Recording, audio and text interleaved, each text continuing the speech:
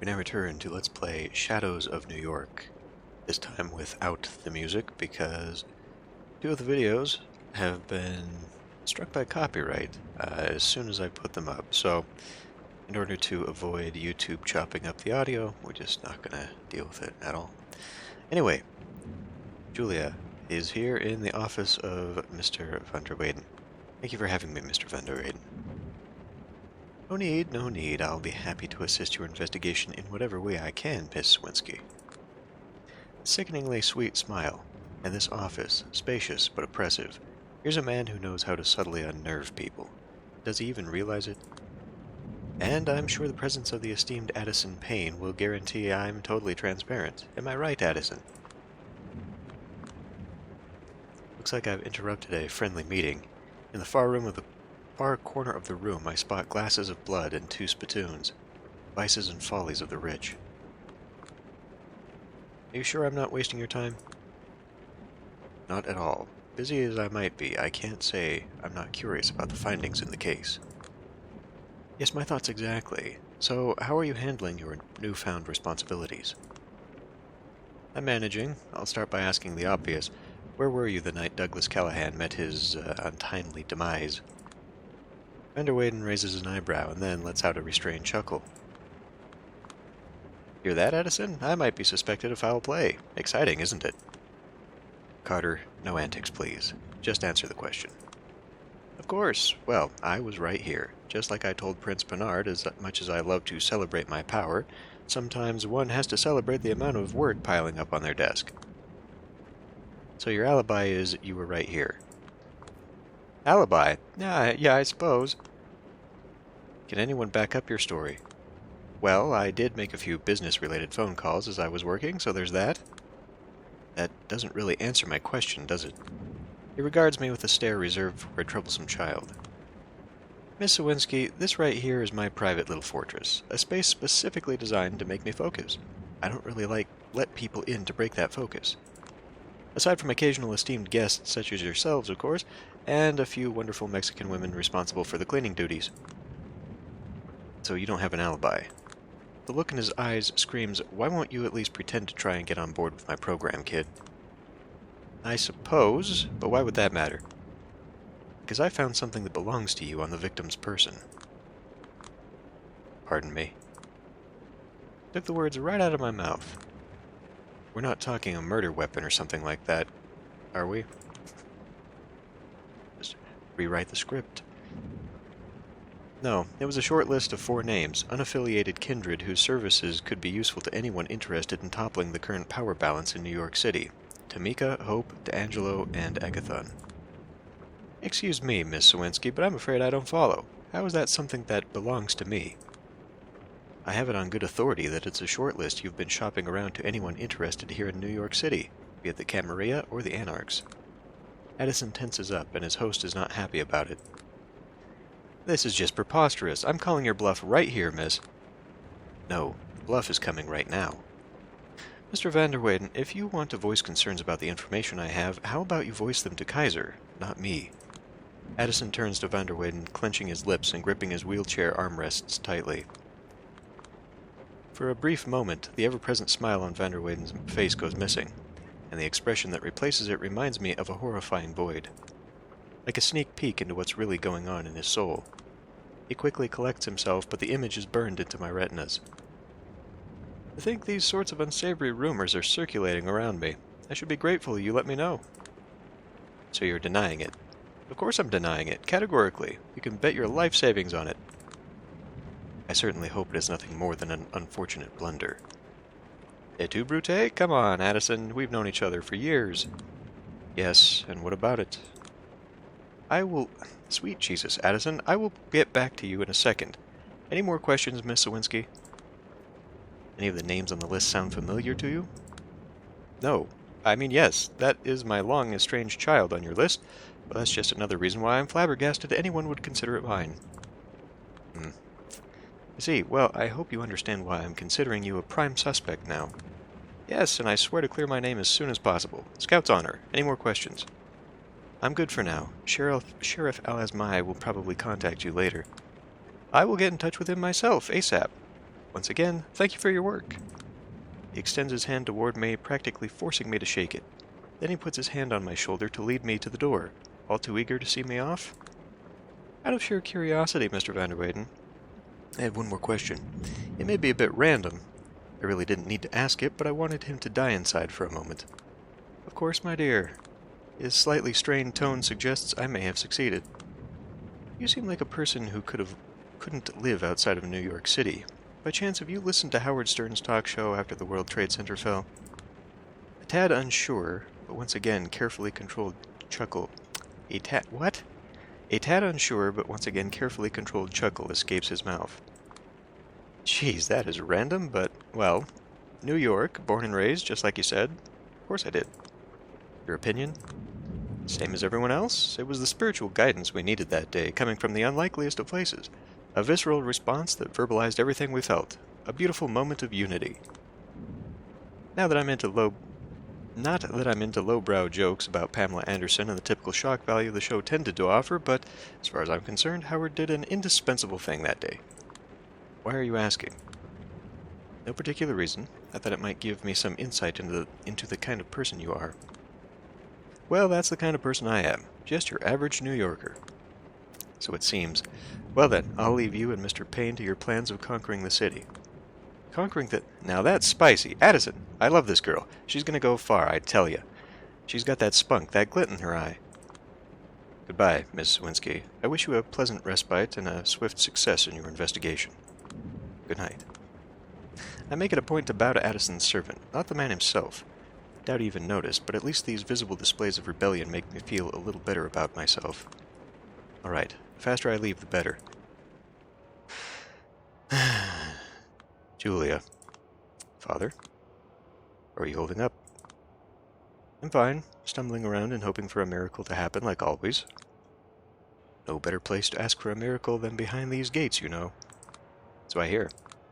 As I pass in the report about Aisling and Agathon, I look around, but Benoit is nowhere to be seen.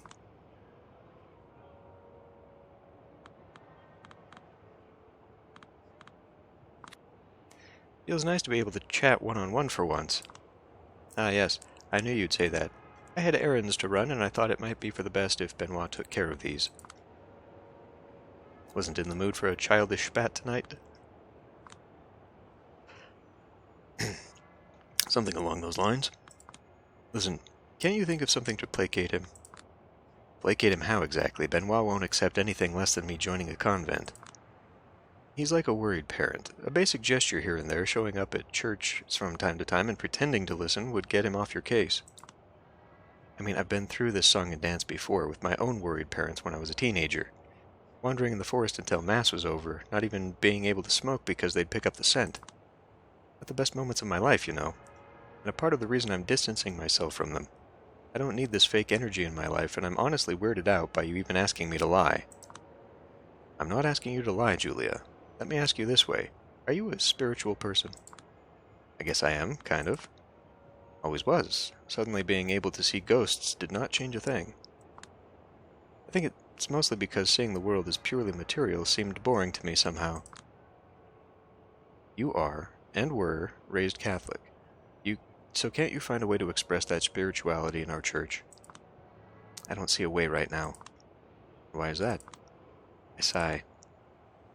Too many people who think my soul needs to be saved because I live with a woman, for starters. I don't know, there's lots of reasons. Like the sin of drinking blood every other night, or feeling some primal fear whenever I walk by a clergyman whose faith seems to be actually genuine. That one sounds like an excuse. It's about your relationship with God, not other people. In theory, but back in the old country I've heard my share of homilies that felt like complete condemnations of my kind, and none that would condemn hate toward people like me. And you know, when church-adjacent people try to stir shit around your very existence every few months, some minimal support would be appreciated. Sorry, all you can count on is silent complicity. I get it. I know there's a lot of work to be done, and a lot of undeserved hurt going around, but listen, I don't even want to talk about it. I fucking hate the tone I use when I talk about it. I sound preachier than those preachers, and my biggest dream is just not to give a shit. But I remember things, like the story about a guy from my hometown. Most macho guy around with a jaw you could sharpen a knife on. He became an actor in Warsaw. Very successful, deservedly so. The capital might not be New York City, but it is still a big city, and big cities go to the heads of bumpkins like us. In his case, it resulted in a dream of coming out to his parents. He was surrounded by all these stories of openly queer people, played one even, so he thought he had a chance of making it work. So he goes back to his town, tells everyone he's going to live his truth. His dad, a ruling party-adjacent businessman, curses him. His uncle takes him into the bushes and starts to destroy him physically. It's so bad he gets put in the ICU. His face and jaw get ruined, for good. Fast forward a year or two, with his career over, the guy is stuck in his parents' rustic house. With no other path to follow, he turns to God, who tells him to forgive his kin. Everything is fine again. Angelic choirs sing of divine mercy. A kind-looking priest talks about protecting our families. A man sits in the front row of the church, a disfigured smile on his face. But that story alone didn't drive me away. One time, when I saw how blissful he was, I could swear he was actually able to hear God whispering to him. He looked like a saint. It fucked me up so bad I left. I feel nauseated now. Maybe I'm still reeling from hearing about Kara and Jesse Montgomery. Now, if we could never talk about it again, that'd be great. I know that I tend to sound like a loser who loves to pontificate about shit I can't change, but I at least keep trying to change myself, damn it. I won't offer empty platitudes, but I think I understand what I was meant to understand. I hope I haven't insulted you in any way. Whatever, I've learned not to hold people responsible for what the rest of their organization is doing. It'd be hard looking in the mirror otherwise. I mean, it's hard looking in the mirror now, but not that there's much I could see in the mirror right now.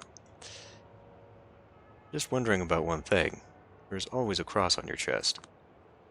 I like how it goes with my outfit. Is it just a fashionable accessory to you? It's probably got a knife in it.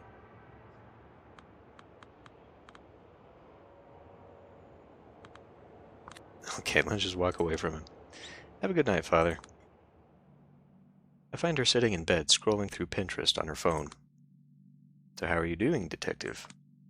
I fall on the bed, bury my face in the pillows, and scream. That bad, huh? I don't want to tell her about Double Spiral. I still have to figure out how I feel about it. I'm just not cut out for this. Oh, shut up. If you aren't, who is? Sherlock Holmes? Hercule Poirot? Columbo? Mads Mikkelsen's boyfriend from Hannibal. Whatever his name was, I don't know. Someone who can actually put two and two together. You can't fool me into believing you're incompetent, you dumbass. I've read your articles. Don't pretend you suddenly forgot how to do your job. I haven't, but I've got no evidence, no witnesses, no promising leads, nothing. I just stumble around assuming things, talking big. So you're like, I don't know, Jack Nicholson in Chinatown? Jesus Christ, can we stop with the fucking... I don't know any of these people.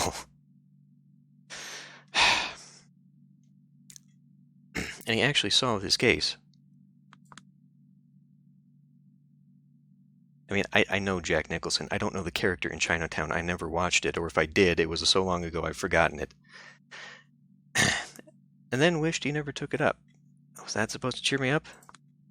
I'm just saying that the situation you're in sounds an awful lot like Chinatown. Depraved elites, big plans for the city, blah blah blah. Yeah, and that's depressing.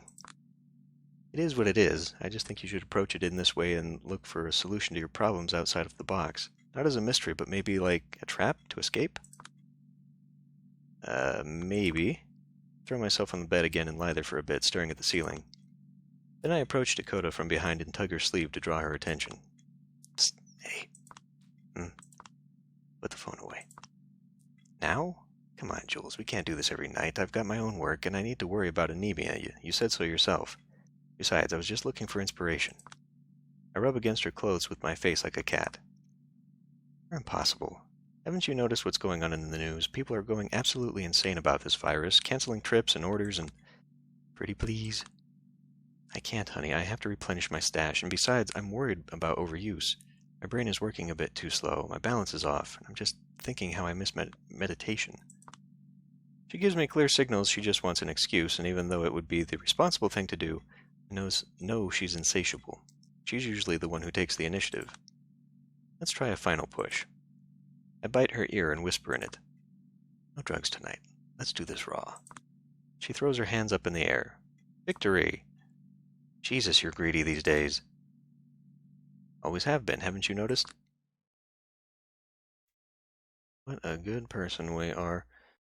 We shall rest, and watch whatever this was pass to oblivion.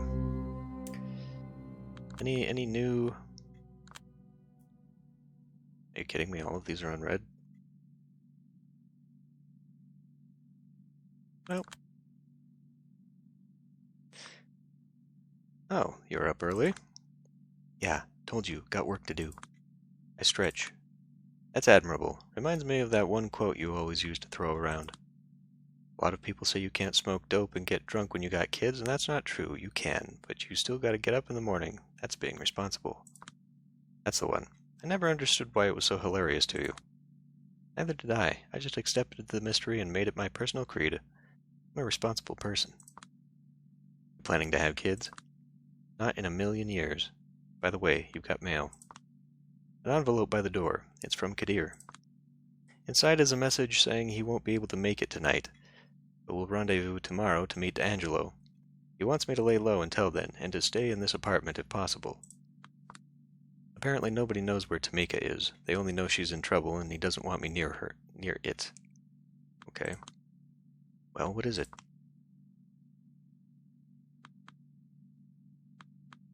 I mean... looks like I need to hit the town. Next lead. Probably useless, but the investigation continues. It'd be fun to spend some more time together, you know. Dakota, you know this is important to me. I know, but I'd like to know I'm important to you as well. That makes two of us.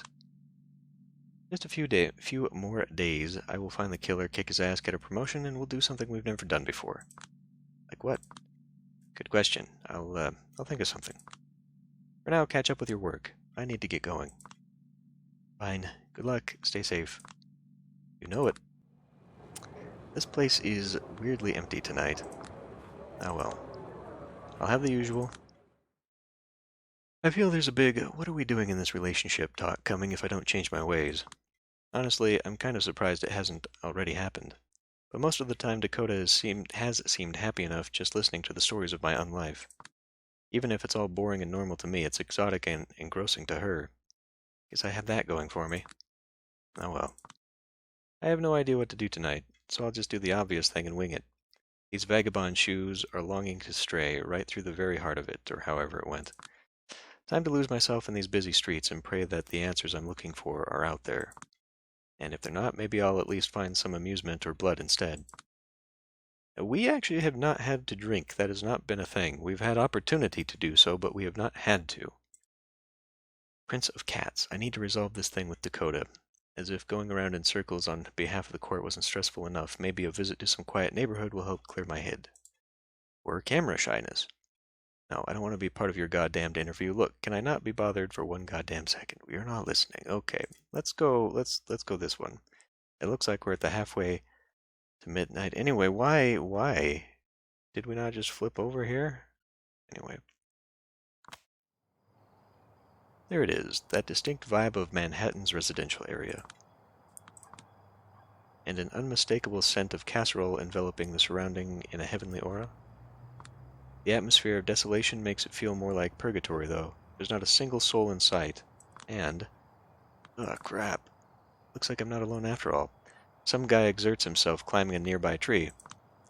I instinctively take a step into the shadows to remain outside his line of sight, but I can barely see anything from where I stand.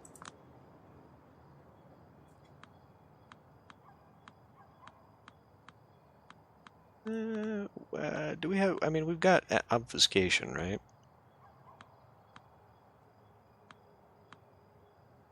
Yeah, okay, move closer. My inner voyeur is squirming for more details. I move a few steps closer, keeping to the shadows. For a good while, all I can hear is heavy panting. Come on, dude, this oak isn't even that tall. Sure looks like it's the first time the guy ever tried climbing a tree. It takes a long time for the mysterious trespasser to steady his breath and carry on. As soon as he crawls out of the tree's crown, the dim streetlights reveal the face of a young guy in his early 20s. Against the spectacular night sky and with his exaggeratedly tormented romantic gaze, he truly looks like a hero befitting the cover of a Harlequin paperback. He sizes up one of the longer branches. It seems sturdy enough, and nearly reaches a narrow window on the second floor. Still, the guy is hesitant. Alright, no biggie, just eyes on the prize. Trespasser. He moves a few steps along the branch, his feet slipping every other step on his way to the window. By some inexplicable fluke, he manages to keep his balance. Once he makes it far enough, the branch slowly bends under his weight. He kneels down, probably calculating his chances to make it over to the windowsill. My guy, if you pull this off, it will be a legit miracle. What, is somebody there? Ah, shit. Should have been more careful. What do you mean, more careful? You just you're not even trying now. The trespasser pivots rapidly, startled by the sound of my voice. Just as he notices me, he loses his footing and dives straight into the front yard of the nearest house. Ah, shit. He drops to the ground with a muffled thump. Luckily for him, the lawn hasn't been trimmed for a while, and the tall grass cushions his landing somewhat. As soon as he recovers, the guy gets up and starts limping toward the fence. He tries to climb over, but quickly ends up back on the ground, clutching his leg in pain. He turns to me and starts begging under his nose. Hey, you... Ah, shit. I'm hurt. Do me a solid and open the gate. Well, with his ankle twisted, he's not going to get out of this mess on his own, and it's not like I'm particularly law-abiding.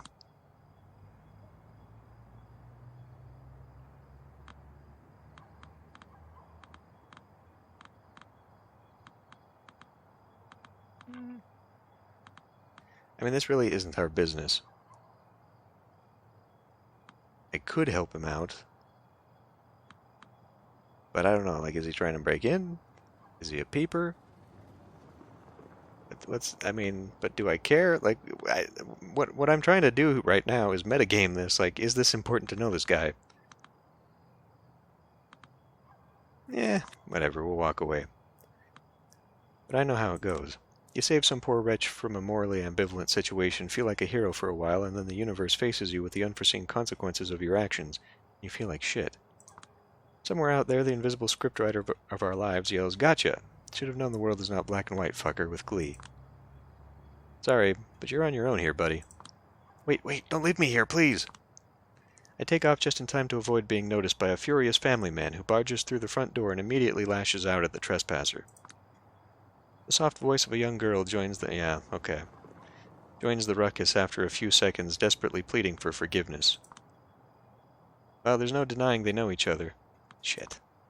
Maybe the world is a little less morally ambivalent than the prestige TV... Well, you know what I should have done? I think I acted out of character. But I'm also only loyal to myself. So maybe that was fully in character. Maybe the world's a little less morally ambivalent than the prestige TV taught me. I walk away feeling guilty and embarrassed. All of a sudden, the world ends. Everything stops. I'm lost in the darkness, and there's not even a heartbeat to guide me. It's like sleep paralysis, except it feels as if I suddenly woke up from reality instead of a dream. Instinctively, I react to it the same way I used to react whenever I woke up in the middle of the night, aware but not able to move or speak. I just wait for it to pass. But instead of slowly regaining control, I see a bizarre room emerge from the darkness. Let's look at her, flesh refusing its fate. It is. It is not the one you were looking for, is it? He was led like a lamb to the slaughter, and as a sheep is silent before the shearers, he did not open his mouth. There is none righteous. Oh boy, are we in an Inquisition hold? Because this is what this feels like. There is none righteous, not even one. There is none who understands. There is none who seeks for God. All have turned aside. Together they have become useless. If anyone curses his father or mother, he must be put to death. Raging waves of the sea, foaming up their own shame, wandering stars, for whom is reserved the blackness of darkness forever. We wrestle not against the flesh and blood, but against principalities, against power, against the rulers of the darkness of this world, against spiritual wickedness in high places. And in those days shall men seek death, and shall not find it, and shall desire to die, and death shall flee from them. Wowzers. Whenever I become one with the darkness, there's always this nagging fear that it might be impossible to become the normal me again. That instead of the shadows returning to normal, I will let my consciousness be dragged somewhere else, somewhere between the worlds. Somewhere like this, wherever this is. This is the first time that fear has come true. Are you afraid? It's a bad idea to answer. Don't do it. Yes. Excellent. Excellent. Excellent. I think I need to sit in this chair.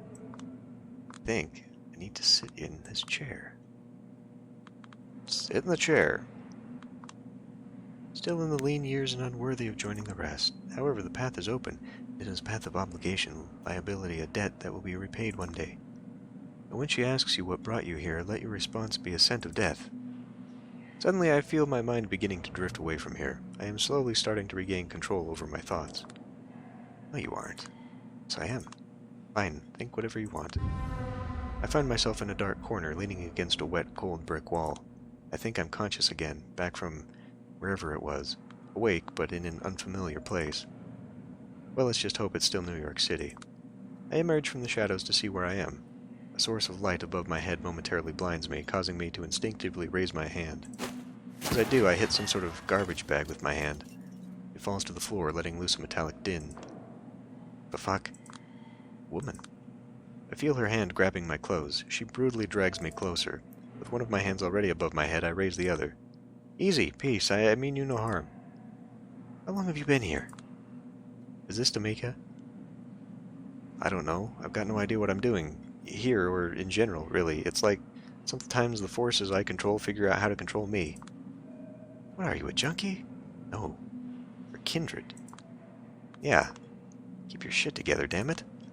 I'm Julia Sawinski, the representative of the Lasombra in New York City. Camarilla? Uh-huh. I'm a Camarilla investigator. Well, if you came here to catch me, you're going to be sorry you tried, Miss Lasombra. No. Stop right here. I wasn't ordered to catch anybody. I'm just investigating Douglas Callahan's death. This surprises her. She loosens her grip slightly. It surprises me, too. How the hell did we just jump over a story like... We're just... whatever. Callahan is dead. Nothing left but a rotten carcass and a musty robe. Well, I'll be damned. I've been off the grid for too long. What brought you here? A memory from a different world pops up in my head. Yeah, I think I know the right answer. A scent of death. She lets me go. I rub my eyes and finally get a good look at her face. She's gorgeous, and judging by her nomadic clothes and the particularly fierce aura, she's probably an outlander. We'll have a talk, you and I. Sure. What's your name? Tamika. Pass me a smoke, will you? If only it could, my heart would skip a beat right now. Tamika. I guess, once again, someone out there led me to the proper path. Yeah, sure. When I pass her a cigarette, I realize I'm standing in something wet. Something that smells tasty. I look at my feet and see a puddle of water mixed with blood. Oh, I get it. Were these guys First Light? What the hell is First Light? And why is that not suddenly popped up? The high-powered guns and expensive-looking outfits, flashbangs, tasers, all chosen specifically to combat the undead. I recognize that equipment from some horror stories I've heard.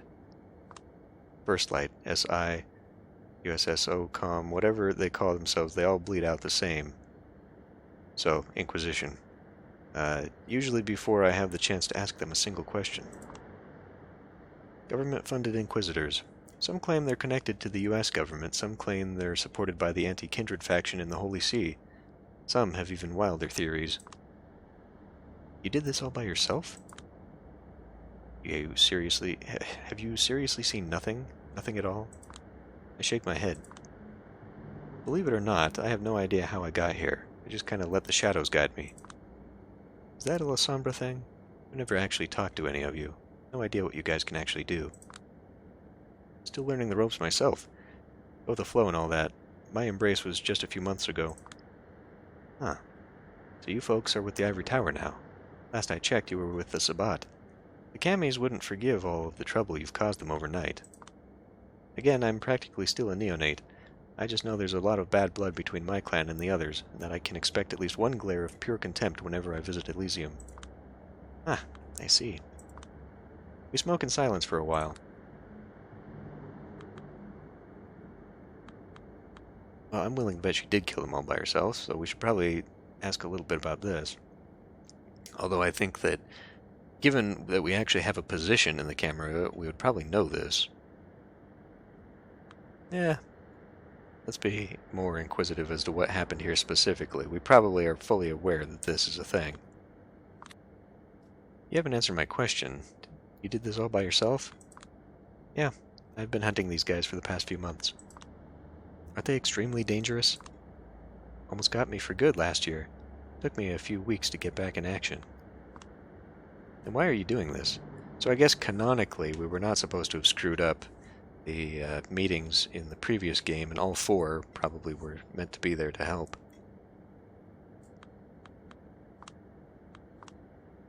Those motherfuckers have an unfortunate tendency to hurt people I care about. My brothers, my sisters. I see. I don't know how it is in the other cities, but here, funny enough, they only seem to target marginalized and radicalized kindred, ones that could theoretically pose a threat to the current order. Meanwhile, the establishment in New York City hasn't really changed ever since Calabros stepped down. Quite the opposite. Every SI raid in the city has only strengthened the old paradigm. Almost makes you think that their goal is something other than protecting the citizens from the blank body menace. Tamika throws her cigarette into the puddle, unfinished, and crushes it under her heel. And could we use those weapons? She obviously has difficulty smoking. It's like she's only ever tried it a few times. I assume she saw me carrying a pack and decided to try it to calm her nerves after the battle. Well, I mean, it probably is very difficult, because the vampires would have to physically try to breathe. Or maybe she just wanted an excuse to make our conversation less awkward. Who knows? Because, I mean, she's gangrel, and gangrel are more animalistic, so wouldn't the smell be bad? I feel like they have a really good sense of smell. So, are you planning to snitch on me, Shadow Girl? Why would I do that? Let me get this straight. You really think I'm dumb enough to believe for 1 second that a Camarilla investigator would just so happen to stumble upon the alley where I just killed a bunch of SI motherfuckers? If so, you're the one who's dumb, sister. I don't care if you think I'm dumb, I don't care about SI, and I don't care if you believe it was a happy accident I met you, especially considering not even the sheriff knows where you are. But I care about solving the mystery of Callahan's death. As it happens, you're one of the pieces of the puzzle. What? What are you talking about? I found this on his body. Well, what remained of it. I show her the note. She tries to grab it to read it, but I don't let her. Aside from your name, we've got Hope, Agathon, and D'Angelo. You know them? Passingly. Any idea why Callahan would need a list of all your names? I might know why, yeah. Do you? Absolutely. Do you know a man going by the name of Torque? Of course I do. Do you know about his connection to Boss Callahan, and by proxy, to this list and me? No, I'm all ears. Well, too bad, because it's classified intel, sister. What do you mean by classified? Not free. Oh, great. As if I were in the position to, or could afford, any sort of quid pro quo. But fine, let's hear it. What do you want? She motions towards the bodies. I've killed too many of these assholes. They're tightening the screws. As it is, New York City is no longer safe for someone like me. Well, not that it ever was. Oh man, bracing for something unreasonable. What I need is a way out of the city. You offer that to me, I give you the intel you need. Oh, would you look at that? That's something I can handle, actually, yeah. She raises her eyebrows. That's a surprisingly confident answer for a practically still a neonate. I'm something of an immigration officer. Shh, gotta say, you sound awfully close to a cop. Almost as bad, a bureaucrat. I know of a secret pathway that would lead you to the West Coast. 100% safe travel. If you took it, you'd be untraceable. Sounds too good to be true. What's the catch? Wait until you see how much it costs. The only reason I know of this route is because of a certain Nazi criminal group reached out to me on account of my position and offered a mutually beneficial, probably Nosferatu, beneficial deal regarding illegal kindred travel. Normally I'd refuse, but they offered me the only thing that can buy me, a lot of cash. Fine then, money's not an issue. Now that's something I never had a chance to ever say in earnest. Okay then.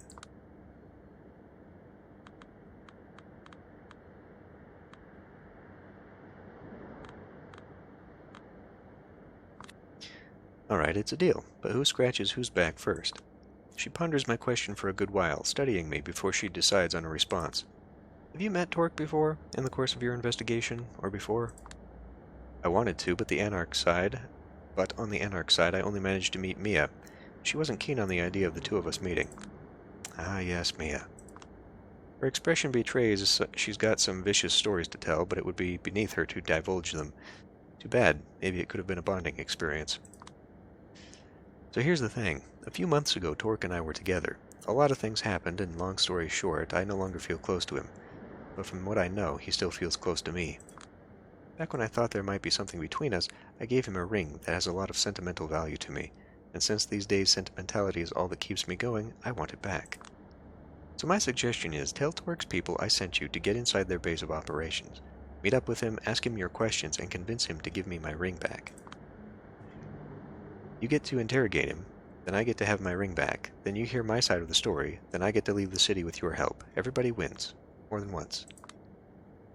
They will really let me in just because I tell them you sent me. They will. Trust me. That sounds too easy. What caused the two of you to drift apart? Irreconcilable differences in worldview. Well, I assume so, but that's a diplomatic answer. If I'm going to involve myself in the relationship drama of two ex-lovers, I'll need something more to go on. Will you? Yeah. She picks her words carefully. I realized I had become an element of his carefully crafted projected image. Having me as a radical partner allowed him to present himself as a mediator between paying lip service to revolutionary ideas. While paying lip service. Wowzers. A mediator. That's the 21st century for you. Everyone wants to be a middleman these days, and nobody wants to do what's right. Serious? Whenever I hear about Torque from the Ancilla... who? They talk about him like he's the second coming of Mao. If he ever seemed that, it's only because from time to time people like me pushed him into doing an uneasy thing. Ever heard of the southern wolf and the northern fox? Both of them want to eat you for dinner, but only the southern wolf makes it immediately obvious. The tricky northern fox makes eyes and allows you to pet him before taking a bite. Torque loves to surround himself with northern foxes. They talk of compromises. They seem reasonable compared to the opposition. But at the end of the day, they have eyes on the same prize. Power. Hearing this gives me a foreboding feeling, but I can't quite nail down why. Alright, tell me where to go and I'll tell you where we'll meet later. And we go to Torque's. Okay, I'm going to end this one here. I will see you next time.